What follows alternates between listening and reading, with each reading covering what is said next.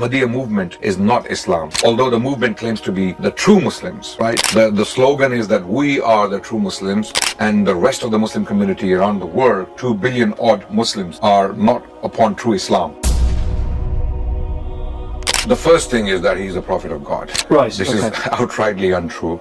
He didn't have the character of a prophet. He was. Why do you say that? He was narcissistic. He was abusive. He was foul-mouthed. Outrightly, he called people bastard children for disbelieving in him.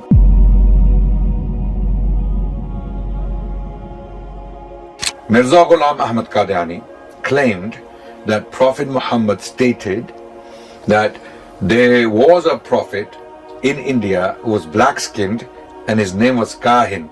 In other words, Krishna or Christian, right? We are asking them to produce this statement. There is not a collection of hadiths on the planet. In fact, he claimed to be him, the very essence of Prophet Muhammad himself. He claimed to be the Prophet Muhammad, the second advent of Muhammad. He claimed to be the second advent of Prophet Muhammad, peace be upon him. He said things like, for example, Jesus was born just as insects are born during monsoon, right? Yeah, he did say this, okay? And he made... And he wrote this? He wrote this categorically. So in case those who don't know Declan is an author, a researcher. He has researched the Ahmadiyya movement. He wrote a book on the Lahori movement of the Ahmadiyya sect, and Voices of Modern Islam is also one of his books. He's very interested in Islam and modern Islam. So do look into these works and do listen to the interviews Declan has conducted recently with other thinkers and intellectuals. Thank you so much, Declan. Thank you very much. Okay, in this interview today, we will be discussing some beliefs of the Ahmadiyya community and how they propagate those beliefs, and when they are challenged on these beliefs, some of them outrightly erroneous, how they respond to those beliefs. So it's like an objective attempt to understand the Ahmadiyya community, their beliefs, and challenges to those beliefs, and how they respond to those beliefs. Hello everyone, you're very welcome to this podcast with me, Declan Henry, and Adnan Rashid, who's a London-based historian. Today we're going to discuss Mirza Ghulam Ahmad and the Ahmadiyya community. Hello, Adnan. Thank you for having me. Thank you very much. Thank you so much for taking the time out of your busy schedule. So I know I've seen all your YouTube clips. You've been very busy the last year doing lots of debates with the Ahmadiyya community. How did you get involved in these debates? First of all, thank you for having me for this interview, Declan, and this is a very important interview. We want to put out our views on the Ahmadiyya community and the movement. How we started these discussions and dialogues was a coincidence. I was at the Speaker's Corner, Hyde Park Speaker's Corner, one Sunday, almost a year ago, and I saw this Irish gentleman who happened to be from the Ahmadiyya movement, and I was told that he's preaching the Ahmadiyya religion. So I was asked to have a discussion with him, which I did, and this discussion turned into debate. This is Ibrahim Noonan. He's the Correct. Imam of the mosque in Galway. Correct. Yeah. So he's a very important figure within the Jamaat. I've met him. I know him. Yeah. Okay. Very so nice man. I had a conversation with him. It started as a friendly conversation, then it turned into a debate for 2 hours.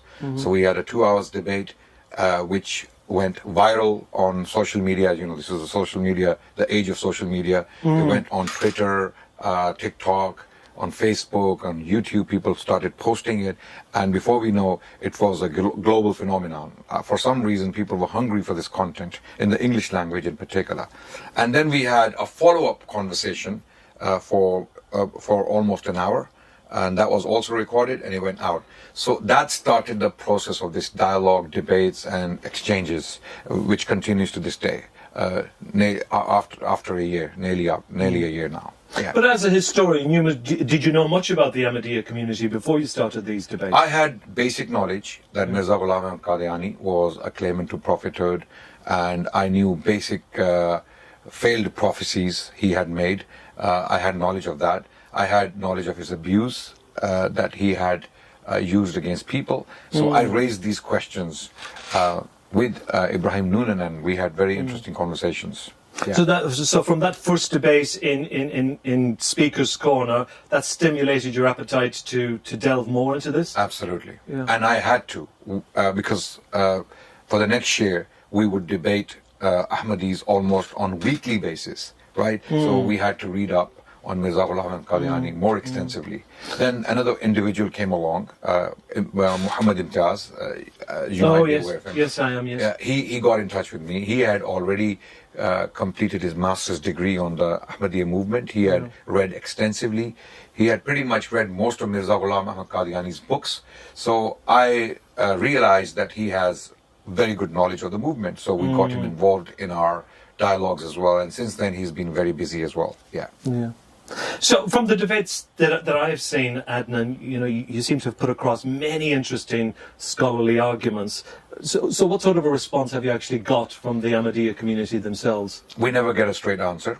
Okay. The Murabbis or the missionaries of the movement have devised strategies and tactics to avoid direct, difficult questions. We pose direct questions, but we never get a direct answer. Anyone who watches our streams with them in the English language, I'm talking about the missionaries, I'm not talking about the common Ahmadis. Common Ahmadis are normal working class people. They are going about their business. They are educated people, many of them doctors, engineers, highly qualified I know many of them, persons. Yes. And they are decent people. They are very nice people. But the trained missionaries, they're a different kettle of they fish. are absolutely different breed altogether. And they are very manipulative. We have found them to be very manipulative. They don't give direct answers. And when they get cornered, they avoid debate altogether. They completely disappear. I'm surprised. Well, on one level, I'm surprised because one of the criticisms that they have always put across the Ahmadiyyas that I've spoken to is, the lack of dialogue.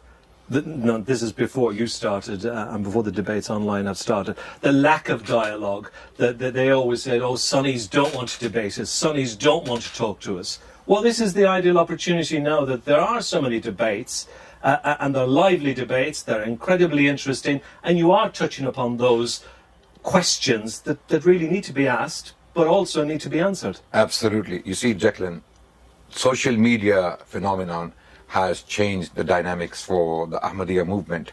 Now they cannot simply ignore and get away with it. No. 30 years ago, yes, before the internet. Absolutely. For the last 100 years, they have been making these claims that the Sunnis cannot debate us. They don't want to debate us. They run away from debates, which is a lie, by the way. Our scholars for the last 100 years from all denominations of Sunni Islam have been actively debating and having dialogues with the Ahmadiyya community. They have written books upon books. Encyclopedias have been produced by Sunni scholars in the Urdu language, mainly because the cult came from, I call it a cult, because it operates like a cult. That's my personal opinion.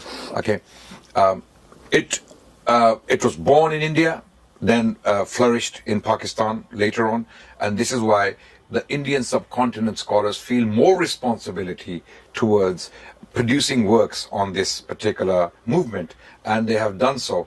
But the claim that Sunnis are avoiding the discussion and the dialogue has been now binned since the last 1 year activism on our part, because we have now opened the gates of dialogue for the Ahmadiyya community. We have streams every single Saturday. Since the last year, we have had live streams where the floor is open to the Ahmadiyya scholars, if they have any. I'm glad that you've said that, because I was going to ask you, who exactly are the top scholars within the Ahmadiyya community? They don't have scholars. They don't have scholars. They have some Arabic-speaking gentlemen who appear to be scholars, who have the attire, who wear the clothing of scholars, but when we dialogue with them, we realize they lack basic knowledge of Islamic principles. So if they are scholars... And are they based here in the UK or in Pakistan? They are based in the UK. Some of them are based in the Arab world. For example, they have one person in Jordan. There is a Palestinian person who speaks Arabic. So they parade them around the world as trophies. We have Arabs with us. If we have Arabs with us, we have some credibility because the Arabs know the Arabic language. Therefore, they must know more Islam than normal Sunni Muslims, which is, again, a deceptive tactic on their part. Okay, if you ask these Arab scholars, whether if they know the Urdu language. They don't. They haven't read Mirza Ghulam Ahmad Qadiani in the Urdu language, and majority of his works are in the Urdu language.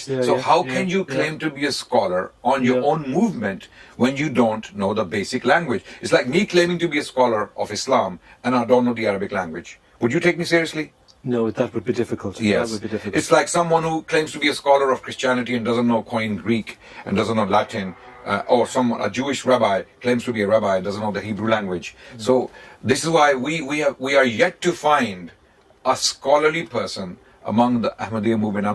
And this is not an exaggeration, this is not a biased statement. I'm being very fair and objective here. I'm yet to find a scholar of Islam among the Ahmadis. No, that was the reason that I asked you, because I just didn't know the answer to that question. And obviously, Ibrahim Noonan, I don't know whether he speaks Urdu or not. No, he doesn't. He does. I didn't think he would. In my dialogue, I challenged him on this question, and he didn't know Urdu. And he's a convert to Islam himself, yes. Yeah. And Raziullah Noman, obviously you did quite a lot of debates with Razi. He's a missionary. He's a missionary, okay. Yeah. So he wouldn't come into what you'd call top scholar. No, he's a young man. He's very passionate, he's a missionary. He is, yeah. So they have missionaries. Yeah. They have seminaries where they train missionaries to respond to the Sunni attacks, intellectual attacks or theological would attacks. Somebody like Razi, would he not have read all of the works of Mirza Ghulam? He claims to have read all of them. He claims to have read all of them. Really? And I believe him. I don't have any reasons to not believe his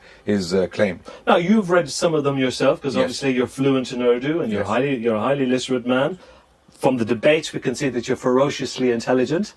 If you think so, I don't necessarily agree with that. Well, you have great panache. You're very articulate. Your knowledge flows.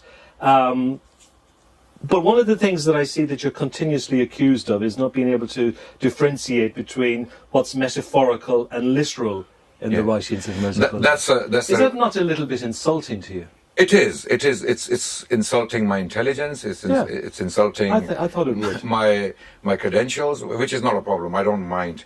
But when the Qadiani or the Ahmadi Murabbis, you could be forgiven one mistake, but it can't be continuous. I have made mistakes. Yeah. I have made mistakes, and I have admitted those mistakes publicly. Well, that's good. For example, very often I mix two of the sons of Mirza Ghulam Ahmad Qadiani because they have the same name. They're very similar names. Okay. Yes, Basheer Mahmud and Basheer Ahmad. Yes. Right? You can see they have the same name, right? Yes, so I very often mix them. Yeah. But that's my bad, right? I've always admitted to that problem. That's only a small mistake. Exactly. Small mistake. But when I make a claim, I ensure that I'm making a claim which is evidenced. There is evidence for it, and I'm not just making up. Because at the end of the day, why am I doing this work? I'm doing this work to reach out to the Ahmadi community, the common Ahmadis, for them to realize that this was a mistake. This was a digression. This was a diversion from mainstream Islam. This is not Islam. Mm-hmm. The Ahmadiyya movement is not Islam.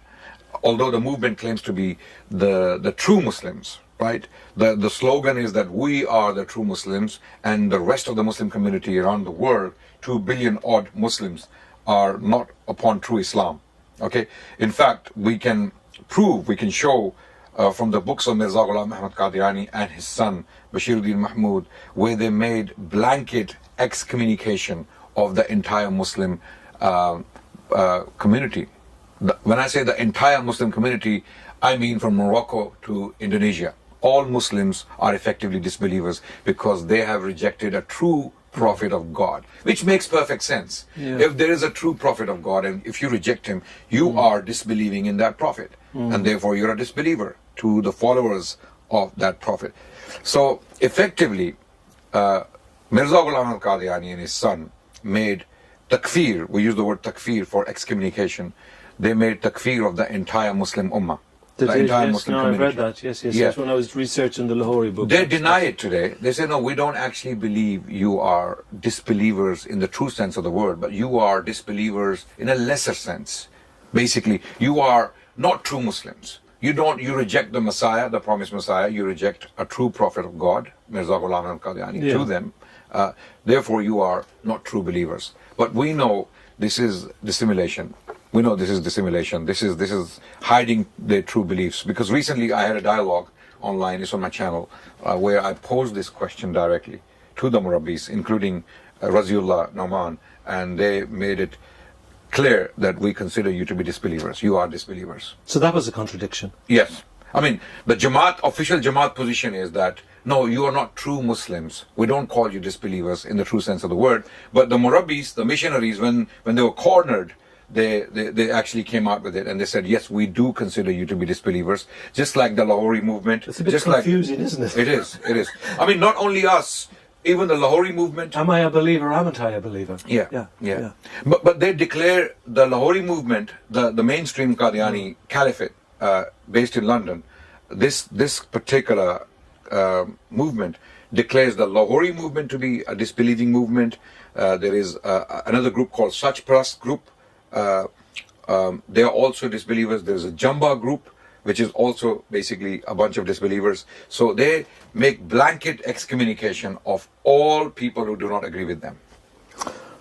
So really, if you were to believe all of that, there are very few Muslims in the world. By that reckoning? Correct. Yes. By their reckoning, yes. By their standards, there are very few Muslims in the world. Yeah. Majority of the Muslims are not true Muslims or disbelievers. Yeah. Wow. Which is very radical. It's a very radical view. Yeah. So you intend to do more debates? Oh yes, absolutely. I don't think these debates will stop. In the English language in particular, because I believe the cream of the crop of the Qadiani movement is in the West. There's still a mountain of questions to ask, isn't there? Yes. Yeah. Yes. I feel it's like peeling an onion. Once you peel one layer, another layer is there waiting to be peeled. 100%. Yeah. And the more we discover, the more shocked we are that these are the kind of things that can be found in the books of Mirza Ghulam and Qadiani, and how can a common Ahmadi, having read these things, believe in this man as a prophet, but they don't. And I'm going to come on to that in just a moment. But first of all, Adnan, can we just look a little closer at the life of Mirza Ghulam Ahmad? I'm going to take advantage of you as a historian. What things do you think that the Ahmadiyya community state about him that are inaccurate or outright untrue? Can you think of anything at the top of your mind? The first thing is that he's a prophet of God. Right. This is outrightly untrue. He didn't have the character of a prophet. He was. Why do you say that? He was narcissistic. He was abusive. He was foul-mouthed, outrightly. He called people bastard children for disbelieving in him. And you have evidence of all of this? 100%. Everything will be evidenced on the screen. We will put the quotes up, and the Qadiani movement is aware of these quotes. We have debated them for the last year, and they come back and say that the word bastard here doesn't actually mean what you think it means. It means mischievous. It means, but my point is the word itself is highly offensive. In the Urdu language, the word is harami. I don't know if you know the Urdu language. It's a very, unfortunately, I have to use this word for the sake of clarity. The word harami is a very derogatory term. It's basically an insulting word. If you say this word to anyone in Pakistan, India, or Bangladesh, you're looking for a fight because it's a very offensive term. But they claim that Mirza Ghulam Ahmad Qadiani used this word in a different sense. But then again, the problem is he didn't use just one word. He used similar words in different languages. Harami in Urdu, Haramzada in Persian, which means the same thing, a bastard child. Dhurriyatul Baghaya in the Arabic language, which means a bastard child. Okay. Why did he resort to using this type of language? He was an abusive man. He used this language to basically express his anger and frustration at people who were simply not believing in him or rejected him. For example, he had a debate with a Christian missionary called Abdullah Atam. I've heard of and he lost this debate. He lost this debate, and due to this loss... Do you know why did he lose it? How did he lose it? Well, first of all, he wouldn't debate in person. He wouldn't debate talking to the opponent, to the interlocutor. Yeah, I did read that, and when I wrote my book, that was my mistake, because I thought that he was actually a very good public speaker, and that these were actually face-to-face Not debates. at all. It was later that I learned that these were written debates. Exactly, and he insisted on having written debates because he lacked confidence in his own ability to have face-to-face debates. Like, for example, if you look at our Speaker's Corner debates, right, we have on-the-spot debates, very difficult debates at times. We debate with atheists, we debate with Christian missionaries, we debate with Jewish rabbis at times, we debate with Ahmadiyya missionaries. So you have to debate on the spot, and you don't know what's coming. It's live, it's spontaneous. Exactly. Anything can happen. Mirza Ghulam Ahmad Qadiani lacked that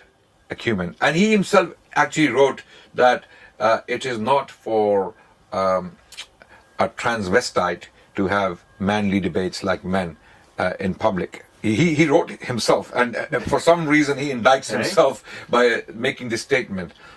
He used the word mukhannas. Mukhannas means a transvestite, someone who lacks male characteristics. So he is saying that only a man can have public debates, but he never had one. He never had one. He insisted on having written debates, and even with this Christian missionary, he lost the debate.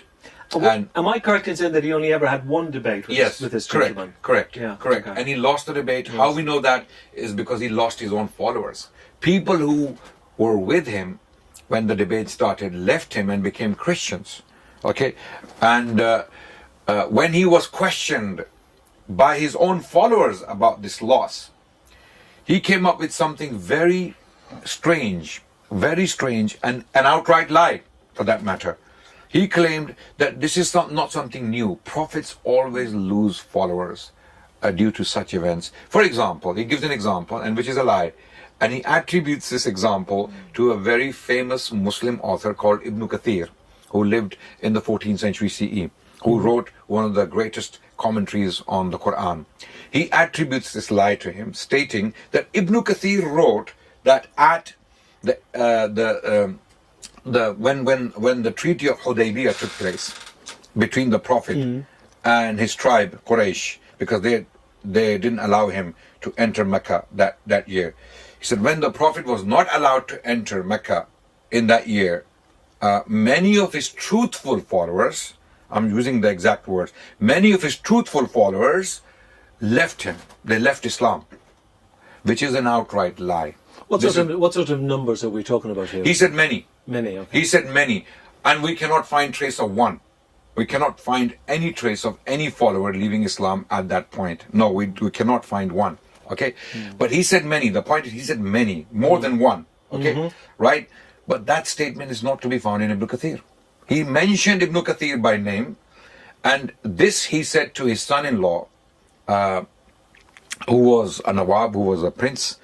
His daughter Mirza Ghulam Qadiani was married to one of the rulers of the princely state, and he wrote this letter to his son-in-law, trying to convince him that this is not a new thing, this is not a big deal if I lost followers because of this debate. And he lied.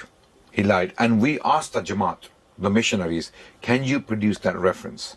Can you show us where Ibn Kathir actually wrote that? Because Ibn Kathir is well known, is published throughout the Muslim world. We have manuscripts upon manuscripts. We have printed copies in millions. And they handed it over? Yes. They did? Okay. Who handed it? Sorry. The Ahmadiyyas. When you asked them for that? No, they did not. This is the point. They cannot produce it. It doesn't exist. Okay. That reference does not exist. Ibn Kathir never said any such thing.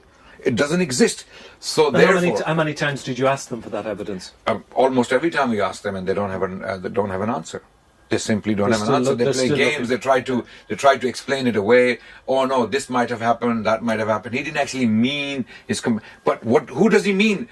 Many truthful ones among his followers. If he wrote it, let you decide what he said. Yeah. They need to show it to you, don't they? No, and we have given them 1 year, more than 1 year, to produce all these references. And there are many other examples. For example, he claimed that Prophet Muhammad had talked about Krishna, the Hindu deity in India, right, okay. That he was a prophet of God.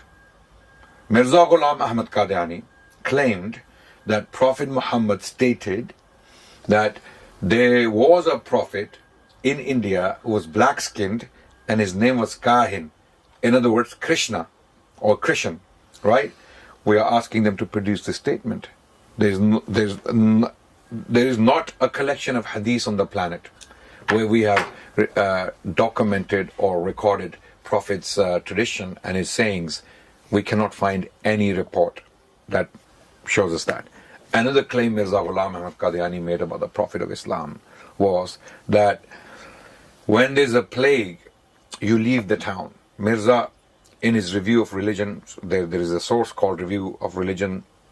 It's an Ahmadi source, and they quote Mirza Ghulam Ahmad Qadiani saying that when there's a plague, Prophet Muhammad said, when there's a plague, leave the town. But we find the reality is completely opposite.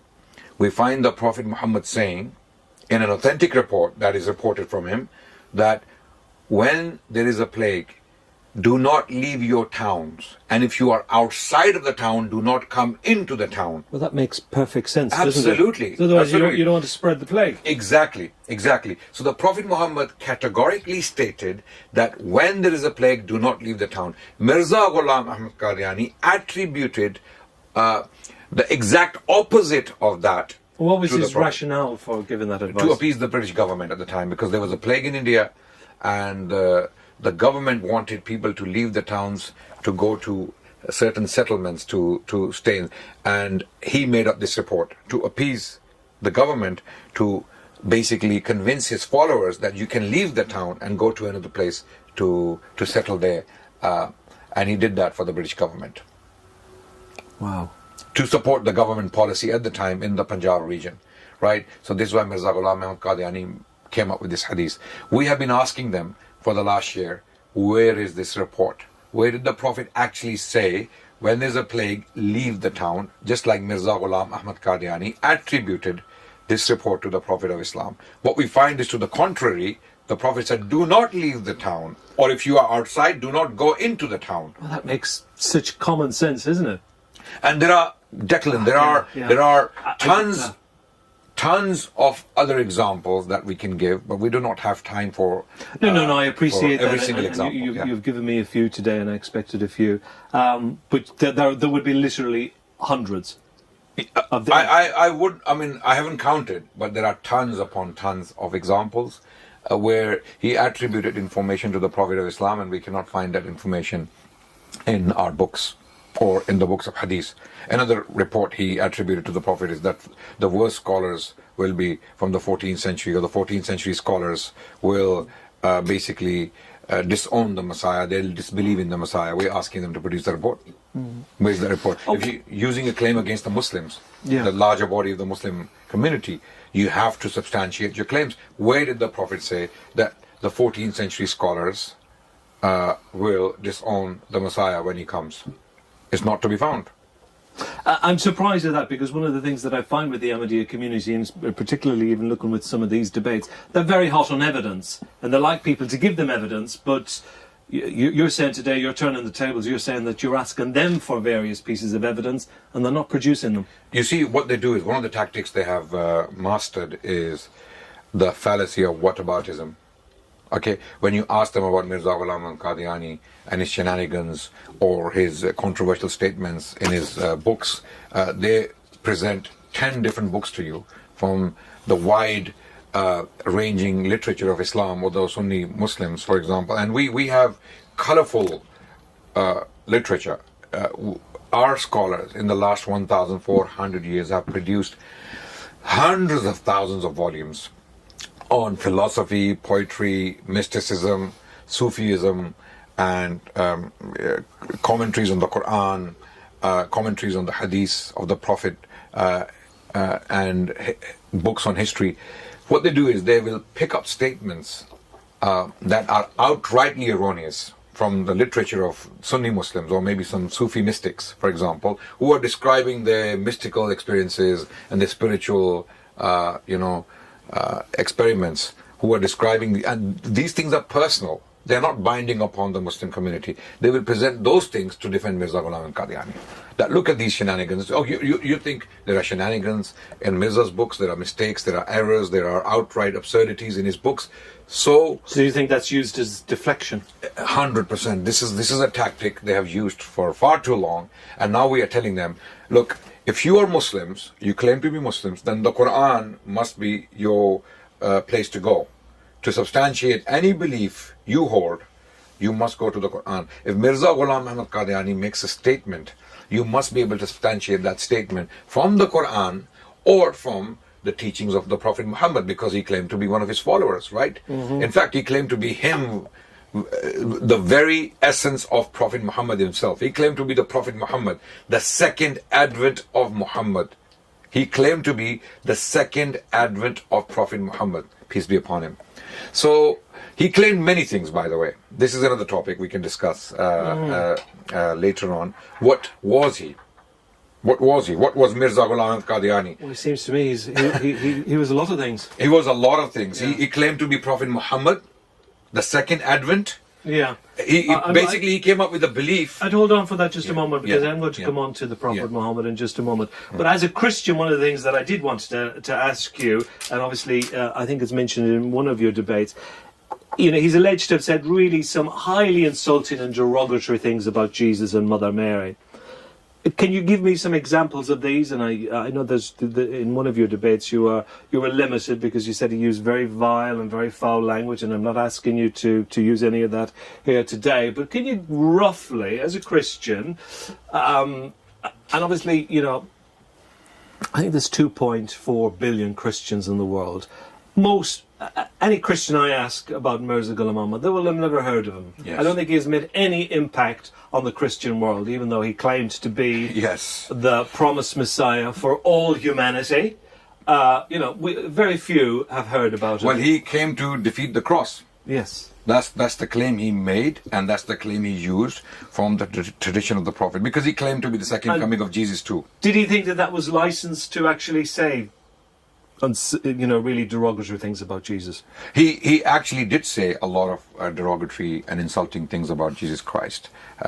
He actually insulted Jesus Christ throughout his literature, which is blasphemy to Muslims, by the way. Why? Yeah. No, I know this. For Muslims, of all the Muslims I've met in my life, I've never, ever, encountered a Muslim that has said a bad word about Jesus. And even when we debate Christians and use accusative answers, for example, we use passages from the Bible to show them how erroneous their beliefs are, for example, the divinity of Jesus Christ. When we use examples, we are very respectful about Jesus Christ. We don't insult him, we don't degrade his character, we don't say things that can be insulting. But if we talk about Jesus, first starting with Jesus Christ himself, before we get to Mary. Yes, please do. Please tell me. He said things like, for example, Jesus was born just as insects are born during monsoon, right? Yeah, really? Yeah. He did say this, okay, and he made. And he wrote this. He wrote this categorically. You might be seeing it on the screen right now, okay? He said Jesus was born just as insects are born during the monsoon season, okay? So his birth was nothing incredible. He also said that his birth was nothing incredible, okay? Because he denied the virgin birth of Jesus Christ. He denied it, okay? This is a belief the Christians and the Muslims both share. This is a common belief of the Christians and the Muslims, okay? This is stated clearly in the New Testament, and it is stated in the Quran also, that Jesus was born of Virgin Mary. Mary was virgin when she conceived Jesus Christ by a miracle. This was a miracle of God. And this is how God wanted to establish the importance of Jesus Christ as an incredible personality, because his birth started with a miracle. Okay, then he spoke from the cradle. The Quran has verses in chapter 5, okay, of the Quran, where Jesus spoke from the cradle. Okay, and also, chapter 19, where the story of Mary is told in the Quran, that he spoke from the cradle. Okay. So Quran and the prophetic tradition of Islam, it honors Jesus and his mother beyond any Arab personalities. Okay, Prophet Muhammad was an Arab. Okay, and he came from a very staunch Arab background. Okay, for him to be praising an Israelite and his mother. This doesn't make sense. Yeah, well, because when I was doing research for my first book, I Yeah. did read somewhere that the Prophet Muhammad, of all the prophets, he felt closest to Jesus. Correct. Yeah. Correct. And he even stated that we, the prophets of God, are all brothers. Okay, and do not raise the rank of one at the expense of the other. Right. So we do not make any difference. This is a verse from the Quran. We do not differentiate between prophets of God.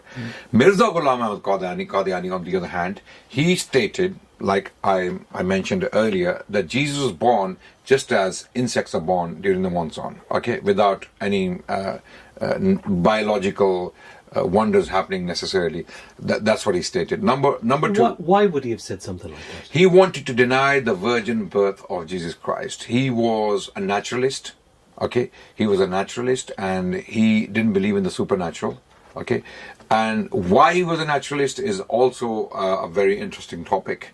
In the 19th century in India, there was a naturalist movement going on, which was initiated by a man called Sir Syed Ahmad Khan, and Mirza Ghulam Ahmad Qadiani was influenced by that movement, and that's why he expressed some of these views.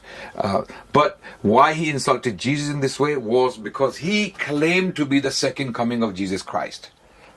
Prophet Muhammad had foretold in authentic reports that I take an oath in the name of Allah, in the name of God, who has my life in his possession, that Jesus Christ will return before the end times. So this is eschatology. This is Islamic eschatology. Just like the Christians believe that Jesus Christ will return, Muslims also believe that Jesus Christ will return in person. Okay, physically he will come back. We believe he wasn't crucified, he wasn't put on the cross, and he wasn't killed. Okay, he was saved against his enemies. God saved him. He prayed to God, he was saved, and he was raised alive to the heavens as a miracle. Age 33. We don't have the age, we don't have the number, okay? But around that age. Around that age, in his 30s. He was a young man. Yeah. I'm not sure if the hadith literature actually documents his age. I may be wrong. But his life on earth ended then. Yes. His life and his ministry to the Israelites, and because he was sent to the Israelites. The Quran makes a categorical statement that Jesus Christ was sent to the Israelites, and that was his prophetic ministry. He did his job, and he was raised alive, to be kept alive until he returns. And he wasn't killed, he didn't die. So we believe right now Jesus Christ is with God, alive. Okay, how, where, in what conditions, we don't know.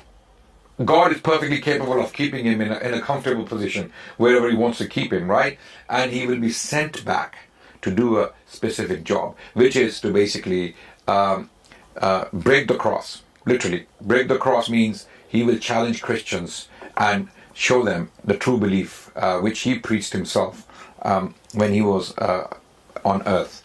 And he will tell them that they have been wrong all the way, believing that he died on the cross, believing that he was God Almighty.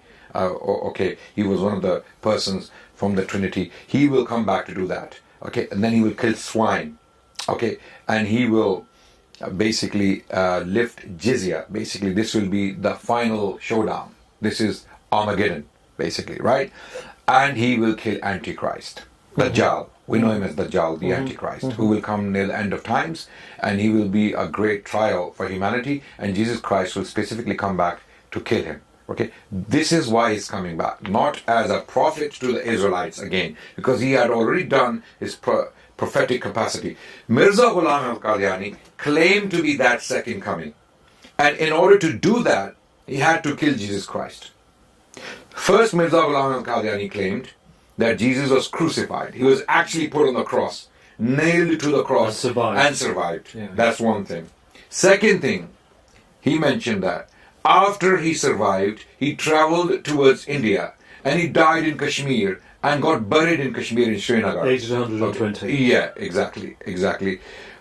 Where he got this? And this is very, very, very, very hard. Good luck to the person that wants to debate them on this. This is very hard to prove the Kashmir part to it is because he stated as a divine revelation from God. Yeah. How do you prove that? Exactly. And he's the only person in humanity who leads a movement like this, who came up with this idea.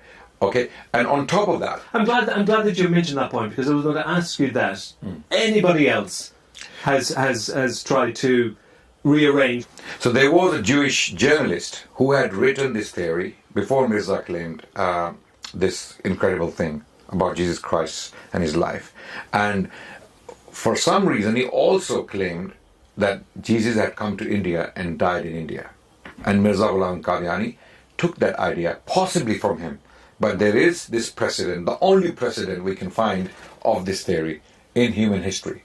Okay, so it seems that Mirza Ghulam al-Qadiani was borrowing ideas from a number of different sources. He took stuff from the Sufis, he took stuff from the Christians, he took stuff from some Islamic thinkers in the 19th century and adopted those ideas and made up his own religion in his Ruhani Khazain or in his books, for that matter.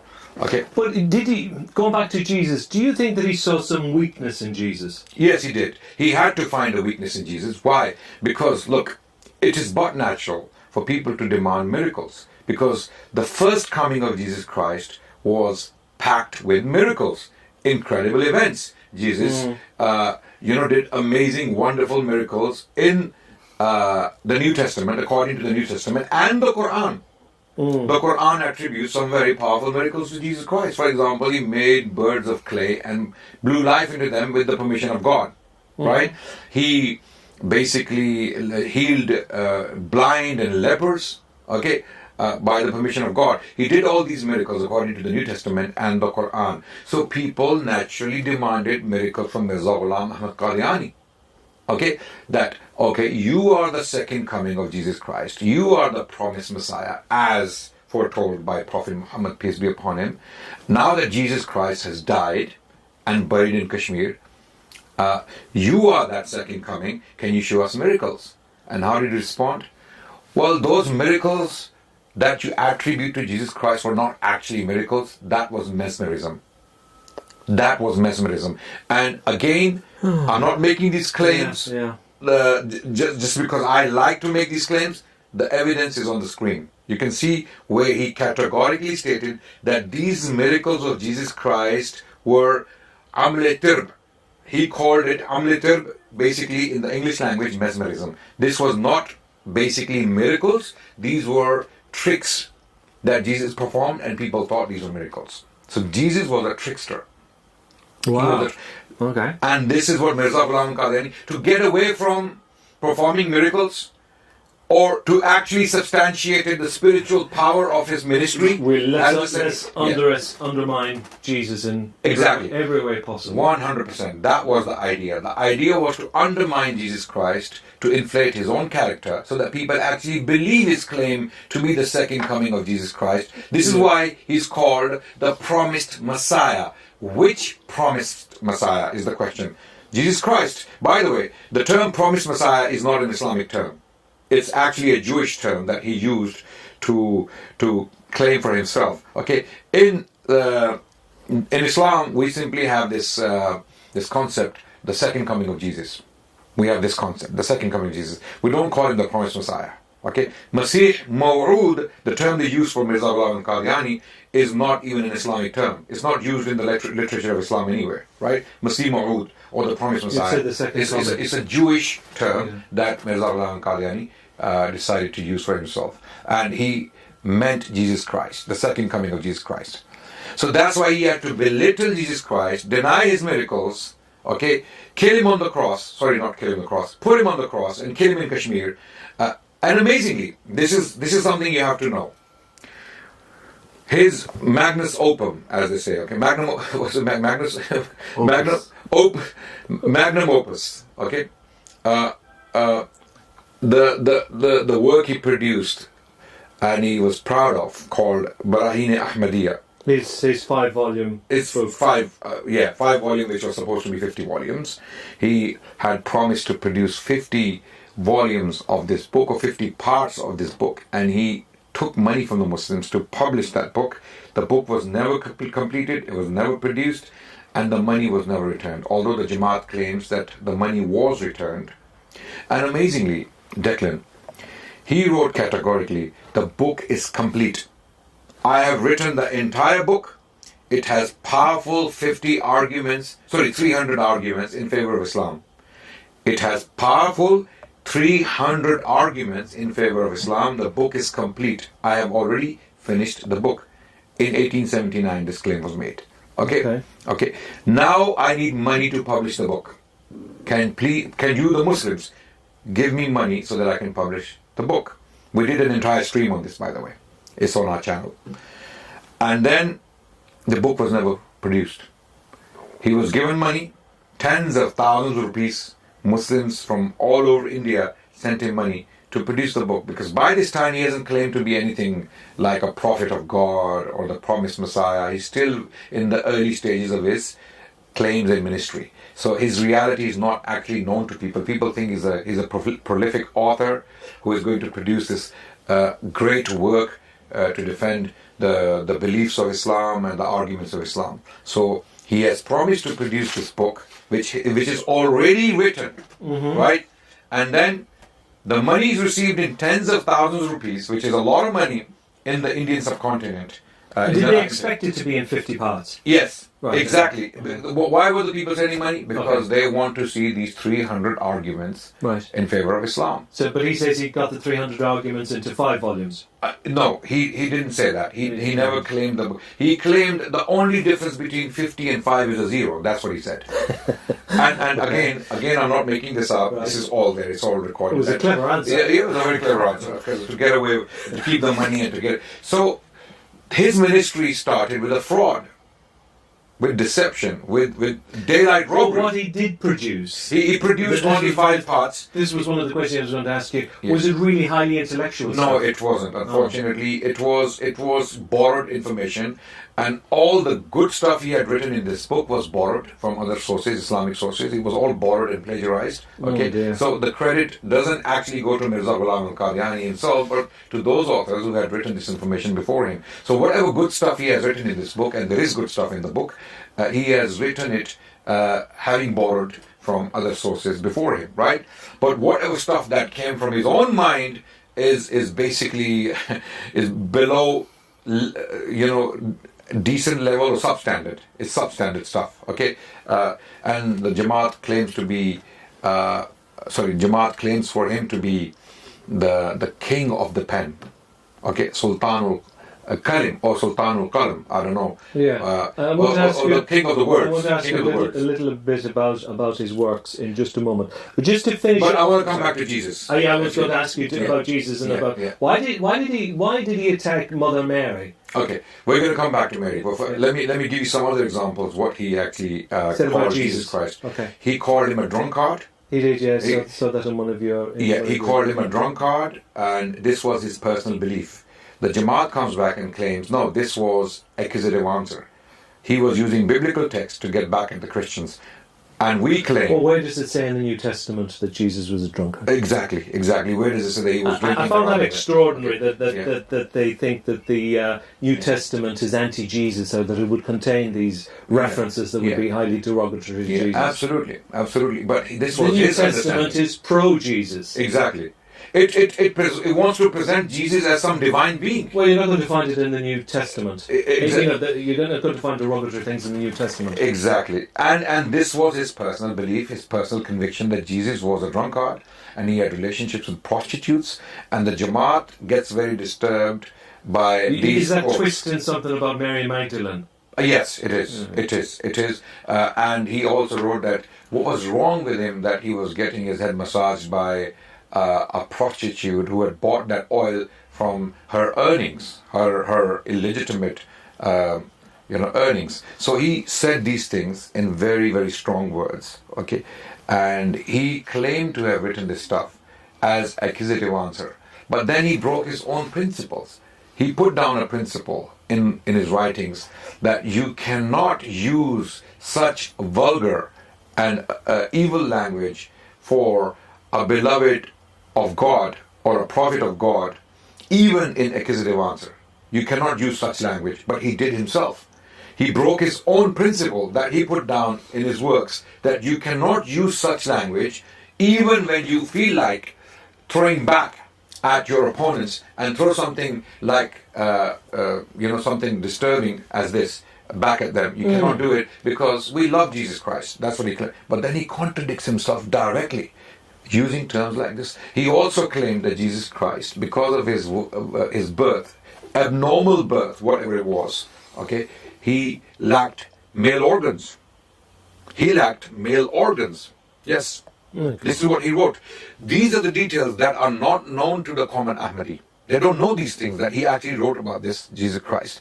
And this is not to be found in the New Testament. Let's for the sake of the argument. Never heard that before in my life. Oh, well, he wrote this. He wrote this, and he claimed that he lacked because of the defect in his birth. Well, where did he get this information from? It was coming from his own mind. Yes. Okay, it was his perverted mind, and he was completely making this up, okay, in his own mind. And if the Jamaat claims this was accusative answer, show us where the New Testament or any of the apocryphal Christian literature states that Jesus lacked male abilities or male hormones or male organs. They won't find that. It is not there. Jesus was a man. Yeah. He was a man. We know him as a man, right?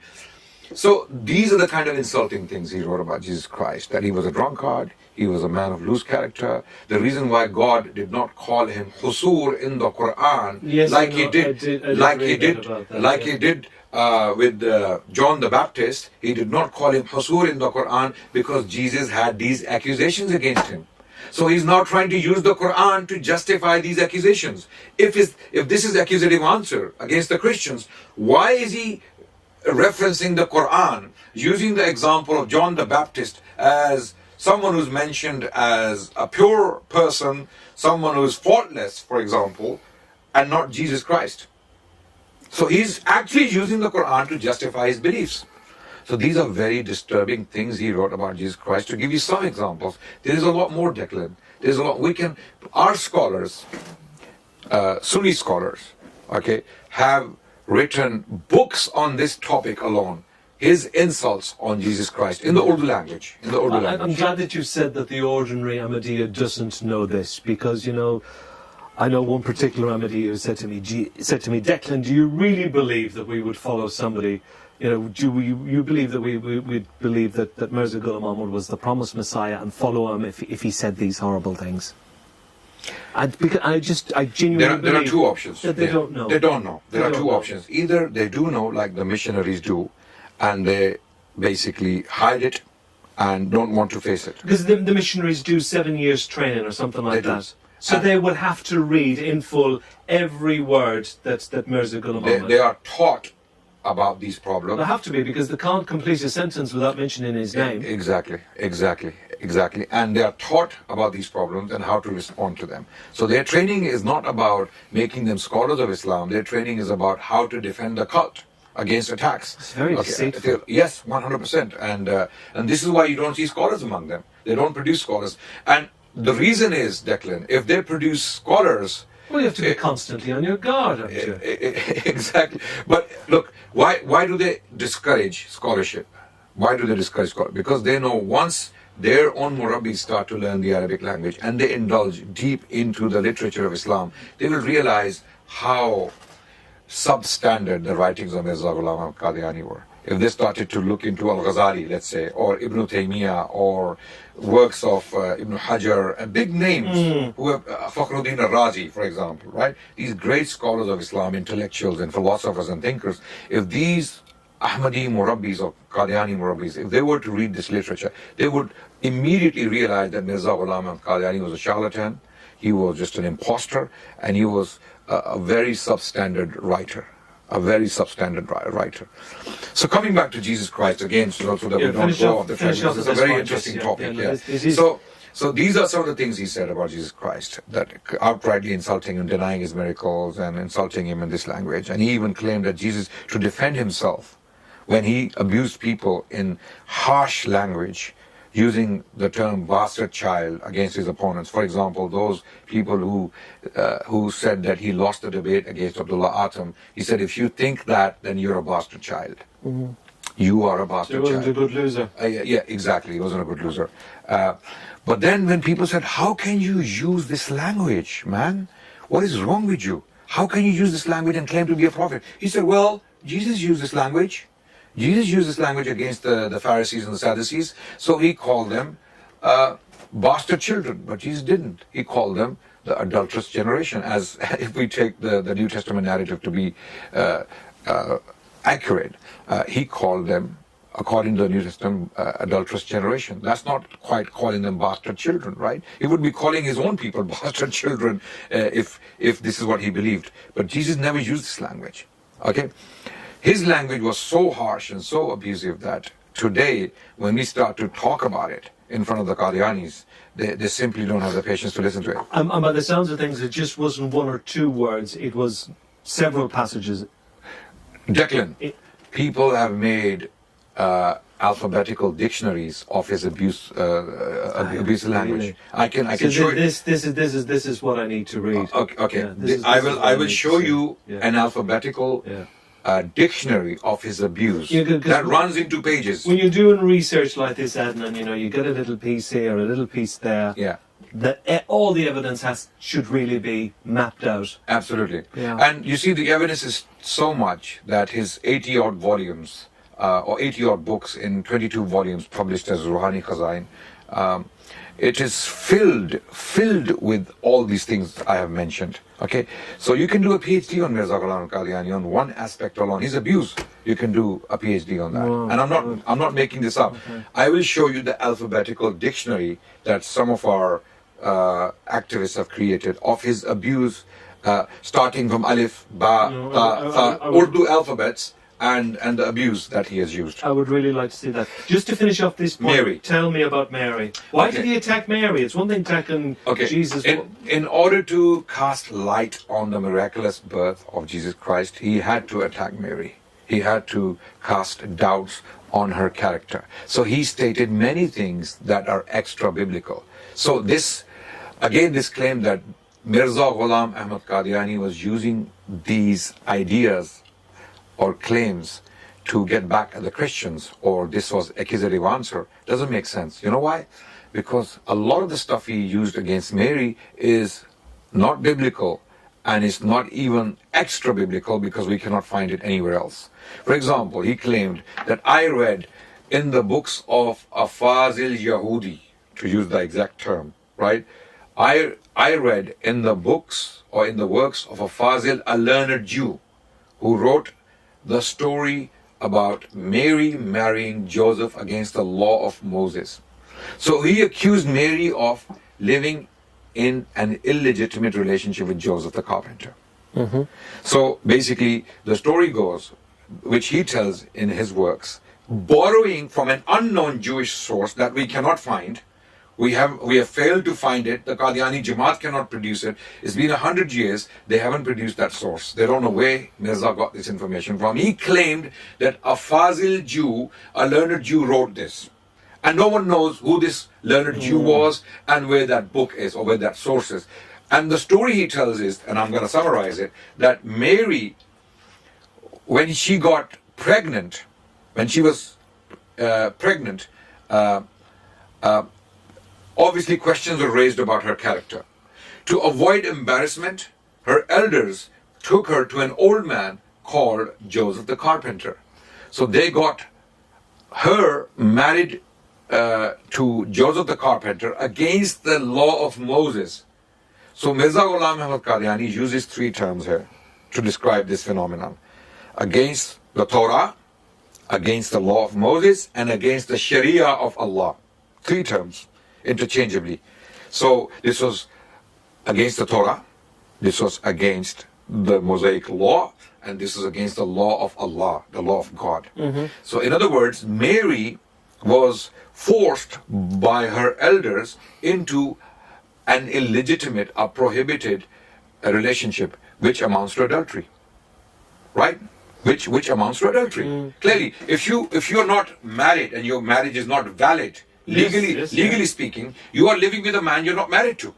Yeah. The marriage is not valid. So Mirza Ghulam Ahmad Qadiani wrote this, borrowing from an unknown Jewish source that we cannot locate. Okay, and then he endorses it.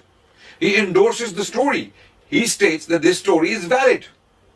And it explains away many difficult things about the life of Mary and her experience with this difficult hour in her life when she was impregnated by a miracle. We believe by a miracle. Yeah. So he had to start with Mary, cast doubts on her life and on her character in order to transfer that guilt or that character defect into the life of Jesus Christ, and then do all those things we mentioned already. Okay, so Mary basically was attacked for this reason. Okay, and this is not biblical literature. We do not find this in the New Testament. It is not in the apocryphal literature. And you'd need to see this alleged source to see how valid. Non-existent. It doesn't exist. It does not exist. And unless Mirza can claim to have had a revelation, the book came from the heavens, and the Jewish rabbi who wrote this book basically never published it, or it never became public. But somehow he found it in India, and I wonder what language he was writing this book in, because it could only be in Persian, Arabic, or Urdu, the languages Mirza knew. He didn't know the English language. Okay, he had some English revelations that don't make sense as well. Okay, I don't know if you've seen those. So he said a lot more about Mary. For example, he said Mary was a hermaphrodite. He also insinuated that she had male hormones within her body that produced Jesus Christ. Because he rejected the miracle of virgin birth, so he had to come up with some crazy explanation for this, and he claimed that Mary had male characteristics or male hormones, and her own sperm impregnated her. This is what Mirza Ghulam Qadiani wrote. So Mary was attacked by Mirza Ghulam Qadiani on so many different accounts. For example, he claimed that Mary was hermaphrodite. Really? Right, he did. She was some kind of transvestite / hermaphrodite person, and she had her own sperm. She had male characteristics. So transgender? Yes, along those lines. He wrote that, and the reference is on the screen, right? He wrote that she had male characteristics. Her own sperm that was within herself impregnated her, and this is how she became pregnant with Jesus Christ. So this goes against the Quran. This goes against the New Testament. It's just utterly obscene, isn't it? Absolutely. And these are the things the Qadiani Jamaat does not tell the common Ahmadis. They know these things. They know these problems exist, and they are hiding from these problems. They don't respond. They don't give a clear, straightforward response.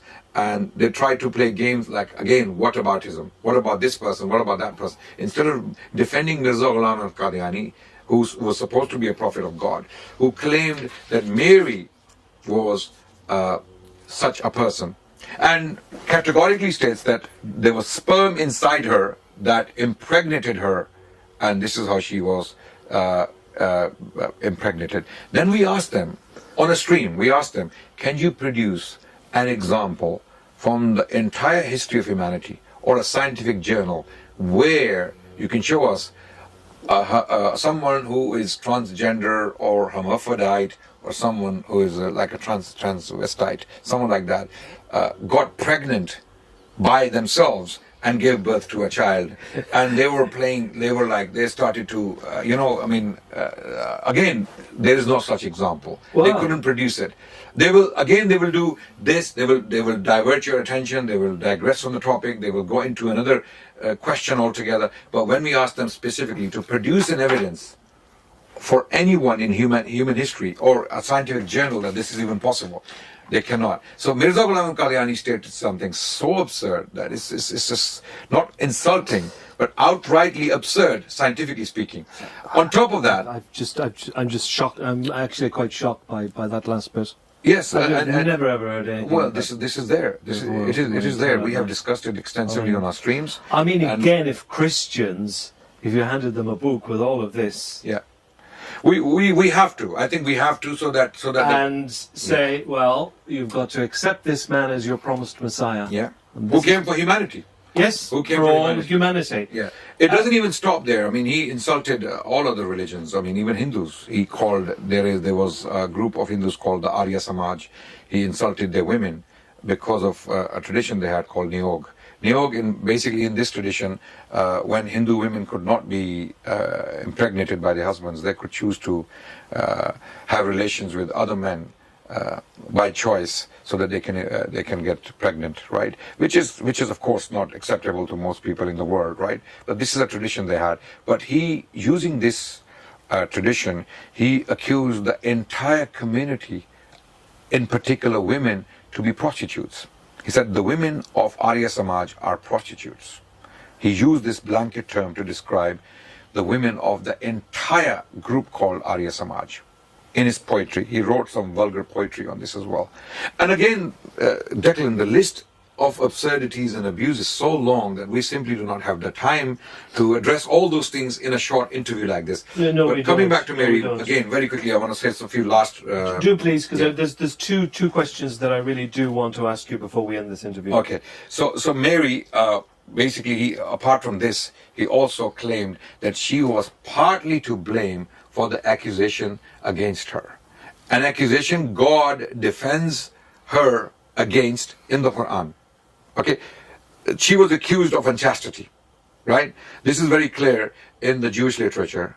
In the Talmud, we have references, very unpleasant references to Mary for being possibly an unchaste woman. And God, according to the Quran, God defends her against such accusations categorically. And Allah tells us in the Quran that she was a pure woman. She never committed a sin. Mm-hmm. She was chosen by God to be a pure woman. Yeah. And anyone accusing her is clearly going against the Quran. But Mirza Ghulam Ahmad Qadiani wrote she was partly to blame for this accusation. Yes, her people accused her. They were to blame for this wrong accusation, but she was also partly to blame for her negligence because she hid this information for far too long from them. His own story is contradictory.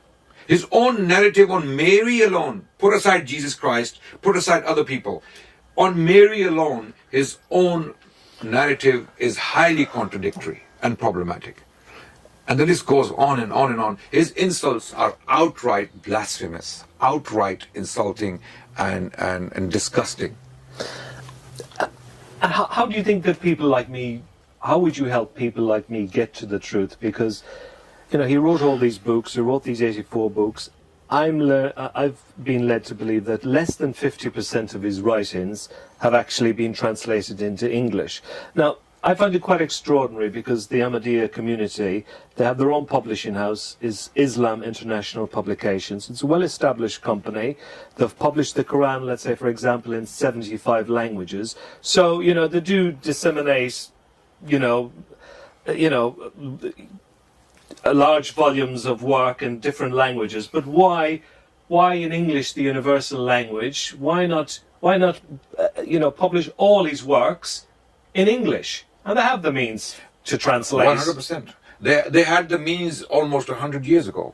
In the 1920s, they had the means to do it. But why don't ordinary Ahmadiyyas, and especially the younger generation, why don't they ask these questions? Because they are specifically and deliberately shielded away from this, covered. I mean, Mirza's writings, some of those writings are highly problematic. If they were to translate them into the English language, people who were to read them as the writings of their so-called prophet, they would be highly disturbed. They would be very shocked and disturbed, right? So that's why. Look at Muslims. Well, we have to see those. We have to really press for those to be published. But they're not going to do that because they've had 100 years. They have the money. They are very rich. It'll have to be done for them.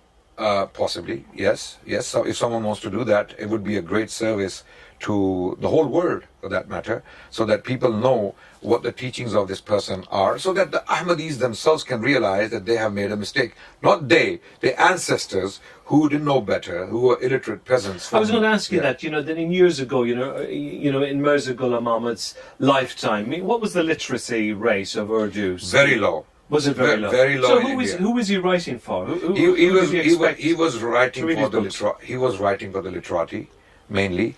And initially people didn't realize what he was, and as soon as he started to come out with these claims that he is the Mahdi, he is the reviver of the faith, the Mujaddid, then he claimed to be like the Messiah First he claimed to be like the Messiah, Masih Masih.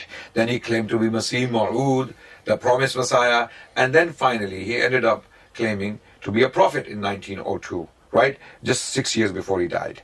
So there was a trajectory he was on, and some scholars of Islam had already realized the trajectory he's on, and they had warned the Muslims about his character and how dubious he was. But his immediate followers in his region, in his area, were a bunch of peasants. Majority of the Qadiani followers, common Ahmadis, are descendants of those peasants who were from the Qadian region or neighboring towns and cities. What would you say the literacy rate is currently amongst the Urdu population? Not very high in Pakistan and India, not very high, but they are highly educated in the West, naturally, because in the Western world, education is very important. They know they want their children to be educated, but not necessarily educated on the Jamaat and the literature of the Jamaat. Educated in medicine, in engineering, and other things. They are highly intellectual people. No, I don't dispute that. But when it comes to the knowledge of their own books, which is in the Urdu language, most of the Western audience is not even able to They're not going to be knowledgeable if it's concealed from them. Exactly. Because, as non-Urdu speakers, Western converts and the Africans, we haven't mentioned the African community, well, they're going to be completely in the dark, aren't they, about the writings? Absolutely. And for the Africans, they have, you see what they do is Mirza Ghulam al-Qadiani wrote some very simple texts and pamphlets and booklets as well. And they present those to the Africans, and they're filled with spiritual guidance and spiritual instructions. Why wouldn't people find them fascinating and interesting? Of course, yeah. Because someone talking sensibly about spiritual matters, you won't reject it. But his shenanigans, what I call the shenanigans, and the controversial stuff, and the absurdities and the lies and unfulfilled prophecies. That was what I was going to ask you. Yeah. There is a cover-up. Do you think that there's a cover-up in having less than 50% of his writings translated into English? I believe so. I believe some of his writings. What do you think the community? What do you think the Ahmadiyya community? What do you think the response would be to that?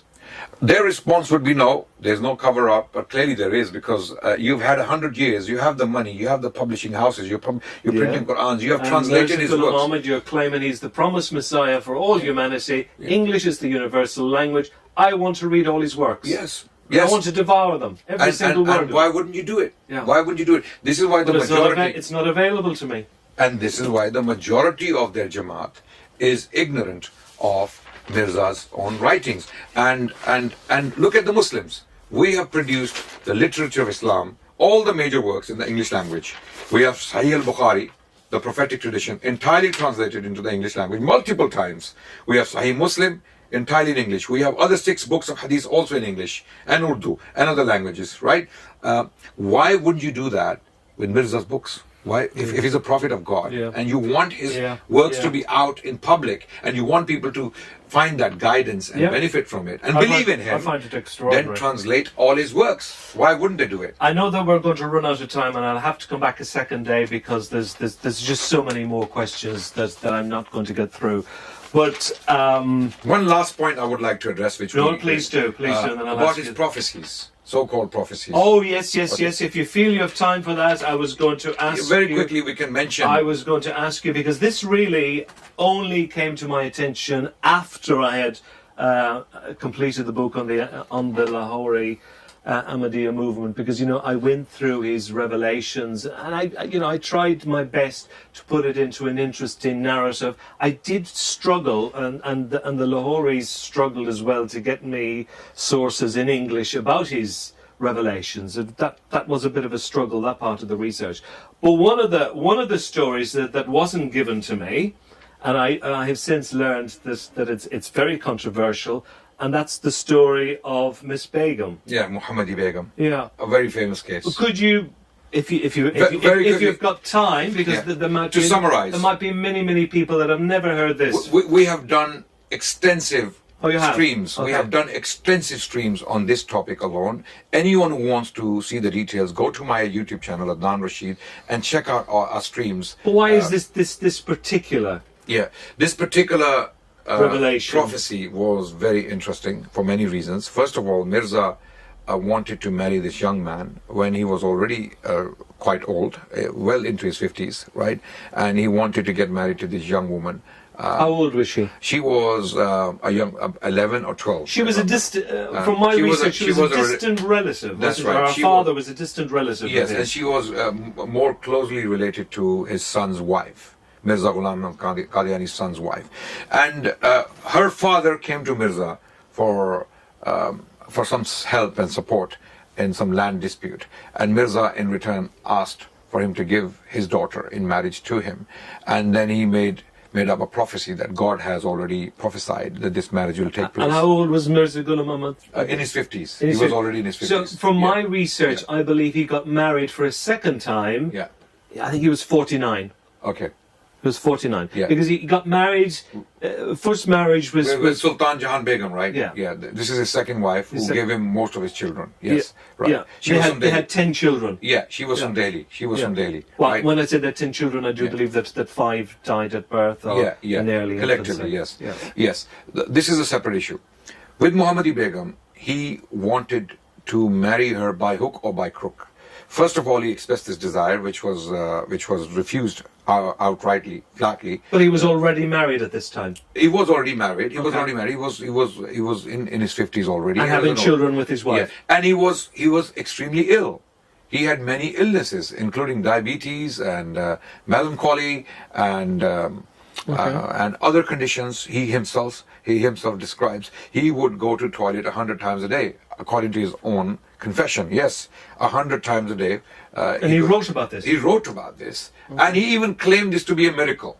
He said the prophecy about Jesus coming back with 2 pieces of cloth from the heavens, like Prophet Muhammad prophesied that Jesus will come back in Damascus with 2 angels. He will descend physically himself, and he will be dressed in 2 pieces of cloth. Okay, he said those 2 pieces of cloth actually represent 2 defects I have. One is the headaches, which is the top cloth that covers the top, and the bottom cloth that covers his lower part of the body is basically my excessive urination and defecation and spending time in the toilet. Literally, you seem to be shocked. You're shocked. You're surprised. I'm shocked. But he actually had the audacity to claim this. And it is surprising that decent people, working class people, doctors and engineers, they believe this man to be a prophet of God. He claimed that prophecy for himself, and his defects, medical defects, he used them to be a miracle of God, a sign from God, for that matter. So during his 50s, he had remarried for a second time, having all these children, obviously not very well, and he was still obsessed with this woman. Absolutely. Until the day he died. Why did he think that God wanted him to marry Miss Baigum? He wanted to marry this. If God wanted him to marry this woman or this girl, it would have happened. He'd have arranged it. It would have arranged it. It would have happened. It would have transpired. It never transpired. Why was he obsessed with this woman? He felt that he wants to marry a young woman. Clearly, because this happened when her father. An old man's love. Possibly. Well, that's what Anthony Trollope would. It's anyone's that's what guess. the author Anthony Trollope would call it. It's anyone's guess. It's anyone's guess. Okay. But the way he went about it, okay, was very indecent. Okay. For example, he published pamphlets and advertisements on her. Okay, mentioning her name publicly, dragging her name publicly, that this woman will be married to me. This is an unchanging destiny from God. This destiny cannot change. It cannot be averted. It can be delayed, but it will never be averted. She will marry me before I die. And he kept saying this until the day he died. Days before he died, he had mentioned this, that it will be fulfilled. And he died in Lahore, didn't he? He died in Lahore, and it never happened. It never happened. And the worst part, Declan, is that he said it is unchanging destiny. Taqdeer-e mubram. This is the word he used. This is the term he used, that it cannot be averted. It will happen. And you know how he went about trying to do it? He blackmailed people. He blackmailed his own son. He told his son that if your wife does not talk to her family to convince them to give this girl to me in marriage, she will be divorced. And he forced his son to divorce her. He forced his son, and his son was refusing to divorce her. This actually occurred. So he was trying to make this marriage happen by hook or by crook. Not that God had anything to do with it. He wanted to do it, but he put it all on God. And it doesn't stop there, Declan. This is one example. And many people, by the way, left him, as they say, apostatized from his cult and religion, came back to mainstream Islam after they saw what happened, right? Because of his behavior towards this girl, this innocent young girl, and how it wasn't fulfilled, his so-called prophecy. Also, there are other things he mentioned. For example, he said that God has extended his life to a certain period, and God has told me specifically that he will live longer than 14 months from July 1907. This was against one of his opponents who had prophesied similarly to him that he will die within the next 14 months. Mirza responded in July 1907 saying, God has told me directly that I will outlive 14 months from July 1907. He dies in May 1908. 26th of May 1908. He dies within 9 months. So clearly God didn't know what he was talking about. They come back and say, no, this happened because the man who challenged him changed his mind. Abdul Hakim Patialvi, he changed his mind. But my question is, did God know that Abdul Hakim Patialvi will change his mind? And if he knew, why did God tell Mirza that he will outlive 14 months from July 1907? This is God playing games, God not knowing what he's doing. God is not organized. But Miss Baigum's husband lived, didn't he? He didn't. He was also prophesized to die. Yeah. Basically, Mirza Ghulam and Qadiani said, if she is married to someone else, Muhammadi Baigum, then her father will die and her husband will die. So, for argument's sake, if this young woman, if her husband did die, he didn't die. He didn't die, but if he did die, he was going to marry her. So, what was he going to do with his wife and children? He was still waiting for her to be married to him. He was waiting for him to die. But what would he have done with his wife? His own wife? Because at that stage he'd been married, having all these children, his 10 children, 1 year. To his own children. You mean Mirza's own children? His own children. He was a prophet of God. He was the promised Messiah. He could have had many wives. Right. Okay. So the issue was how he went about it. So first, the prophecy, half the prophecy was fulfilled because her father died within that time. But her husband, Sultan Beg, lived for another 40 years. And Mirza prophesied that he will also die within 3 years. Yeah. He didn't die. And when people went back to him asking him, okay, the father died within the time because he was an old man, he was already dying. Okay, it's only common sense that he will die soon because he was already elderly and he was quite ill. But this guy, who was a young man, why didn't he die? Mirza said, well, he changed his mind, he repented. Repented for what? Exactly. Repented for what? If he repented, in that case, he should have divorced Muhammadi Begum so that Mirza's prophecy can be fulfilled. He never divorced her. He had children with her, and they both died disbelieving in Mirza. Muhammadi Begum and Sultan Beg died Muslims. They didn't believe in Mirza Ghulam and Qadiani. Okay? So, to summarize, these are only 2 examples I gave you, his failed prophecies. There's a long list of these failed prophecies that we have discussed. For example, Abdullah Atam, the man he debated, the Christian missionary. Yeah, no, I know about him. He stated that he will die on a certain date. He didn't die. He outlived that date by many months, actually 2 years, if I'm not mistaken. And on that day, when he was supposed to die, in Qadian, people were basically doing religious, spiritual gatherings and praying for his death. And Mirza actually did some ritual. He took some chickpeas and blew on them something, and he threw them in a well. And he said, don't look back. And this was to kill him. This was to kill Abdullah Atam. Maybe it was a magical ritual or maybe some kind of spiritual shenanigans he tried to do to Abdullah Atam. Abdullah Atam outlived the Prophet. And many people actually, his opponents, celebrated. And again, many people apostatized. So if Mirza was a true prophet of God, a lot of these prophecies would have been fulfilled and he would have had a lot more followers today. Just to finish off on the story of Miss Baigum, what is the response of the Ahmadiyya community for this? There's no, when we asked them, if this was unchanging destiny, and it never happened, why did Mirza not get married to her? They say, the marriage took place spiritually in the heavens. So this was again metaphorical spin. This was a metaphorical marriage that happened with God. Inside of God, they were both married spiritually. Okay, that's one response. The other response is that, oh, you know, it didn't happen because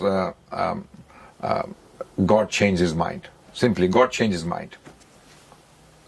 Okay, so there are many responses they give to this. Yeah. Okay, and they come back with many complicated arguments. Deliberately try to complicate things. Or look at this aspect, look at that aspect, look at this angle, look at that angle, to basically build a narrative to convince people that it wasn't that bad. But actually, Mirza, when he said it's unchanging destiny, the essence of the prophecy is unchanging destiny. And what was the essence of the prophecy? I will marry Muhammadi Baigum. Full stop. And it never happened. And he didn't marry her. It didn't happen. Yeah. And then we've got to leave it at that for today. There's still lots of questions I've been unable to ask you. Time has run out. We can do it again. We'll have to come back a second time. But for today, thank you very much indeed. You're most Thank you so welcome, much. Declan. Thank you. My pleasure.